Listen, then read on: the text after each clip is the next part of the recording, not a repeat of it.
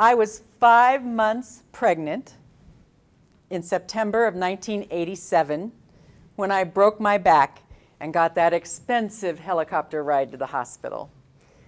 After I was released from the intensive care unit, they sent me to Craig Hospital to do my rehabilitation. At Craig, I learned how to cook again, how to dress again, and how to raise children from a wheelchair. They paired me up with people that had successfully done this before me. I am certainly not the first to raise a child in a wheelchair, nor will I be the last. Though I lost that son, I went on to have 3 more boys. And the things they taught me at Craig helped me out tremendously. They told me things like, your children will try to hide in places where you can't get them.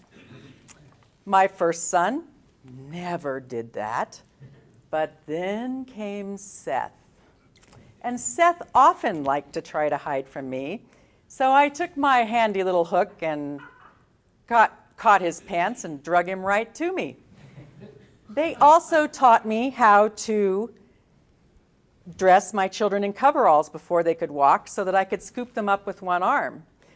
When they were toddlers, I put them in a little harness with a leash when I went to the mall so they wouldn't run out into the street and get run over, and kept them safe. When my oldest son, Bryce, was just an infant, we went to visit my sister in New Hampshire. I had him in a Snuggly right here in front, and everywhere we went, people assumed he was my sister's child, because obviously I was in a wheelchair and could not have children. This outraged my sister, and she was at that time in a children's book writing class. This inspired her to write a story about a mother in a wheelchair. Her instructor felt that her illustrations in her story was so good, he wanted to be her agent and help her sell that book. Thus, Mama Zooms was born. This book was published in softcover, hardcover, the large storybooks in digital form. It was also published in a number of different languages. Here it is in Spanish, here it is in Arabic, and this book actually launched my sister's writing career. In a way, it launched my career as well. Not long after that, I was in private practice at the Colorado Veterinary Medical Association meeting, where someone called me Mama Zooms. I was explaining to a USDA colleague why they called me that, and she said, oh, you have to come to USDA and give us an EEO presentation on parenting with a disability. We're always looking for presenters to do EEO presentations, which I did successfully before Toastmasters. And 6 months later, when I was looking for a job, I went back to that USDA colleague and got a job at USDA, where I've been for the past 19 years. We decided, as we were raising our boys, to raise them in scouting. We thought that that would give them great lifelong skills. I have 3 Eagle Scouts. Any of you that are familiar at all with scouting can appreciate the hundreds, if not thousands, of hours that represents. There are weekly meetings, monthly campouts. There are things such as courts of honor and merit badge college and sewing on merit badges and doing merit badge activities. And all of those things add up to wanting to get them to an Eagle Scout before the fumes hit, the perfume and the car fumes.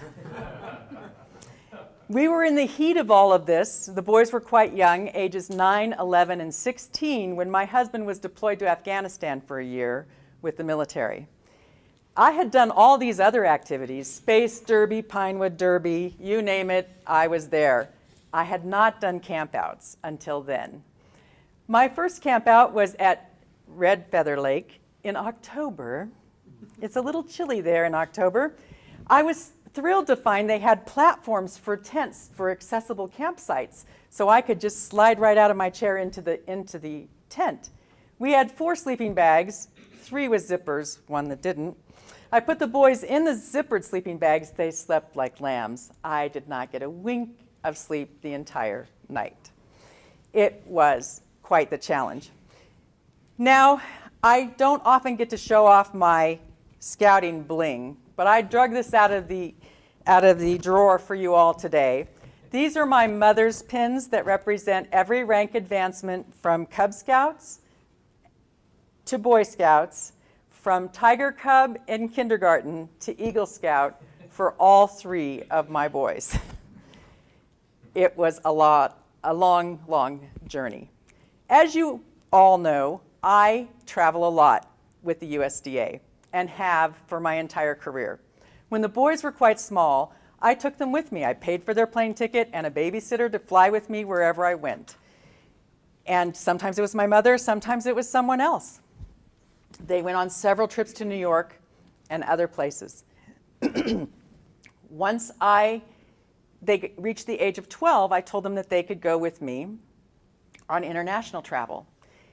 And though I did not take any of them to Iraq, I did take them to places such as Syria, Chile, Oman, China, and the British Isles.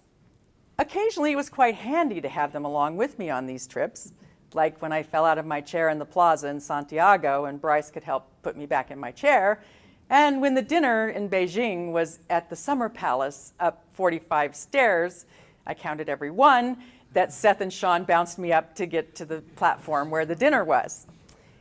To as recently as 2 weeks ago, when we were on our vacation in Bora Bora. I'll have you pass these back. Here we are on an outrigger canoe on a shark and ray feeding expedition.